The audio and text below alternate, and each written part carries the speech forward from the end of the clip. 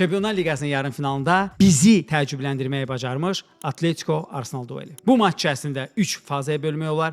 Birinci isə hardakı hər iki rəqib riski minimallaşdırırdı. Bunun üçün Lukman o qədər də yuxarı qalxmırdı. Digər tərəfdən isə adətən mərkəz sağda oynayan Declan Rice mərkəz sola yerləşdirilmişdi.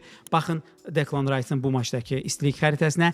Digər tərəfdən gəlin adi halda olan Lukmanla bu maçdakı Lukmanı müqayisə edək. Bunun da əsas səbəbi ondan ibarət idi ki, öz arxa xəttini Simeone sığortalamaq istəmişdi və hər iki məşqçi öz məqsədinə nail oldular. Sonradan Arsenal birinci hissəni 1-0 hesabı ilə bitirir. İkinci hissənin 30 dəqiqəsində Atletico Madrid Arsenalı öldürür. Qapılara zərbələrin sayı 10-un 0 idi. Atletico Madrid ən azı 2 dəfə fərqlənə bilərdi. Biz cavab görüşündə də eyni ssenarinin davam edəcəyini gözləyirik. Əlbəttə ki, qol buraxan komanda bir qədər risk edərək, yuxarı qalxıb, hücum edərək rəqibi sıxmağa çalışacaq. Atletico birinci maçda bu vəzifənin öhdəsinə layiqincə gəldi. Arsenal isə Atletico'nu qapısına sıxmalıdır ki, rəqibi səhvlərə vadar etsin. Siz necə düşünürsünüz? Bizi daha bir taktiki duel gözləyir, yoxsa bu maçın ikinci hissəsi yaxşı mənada xaosa çevriləcək?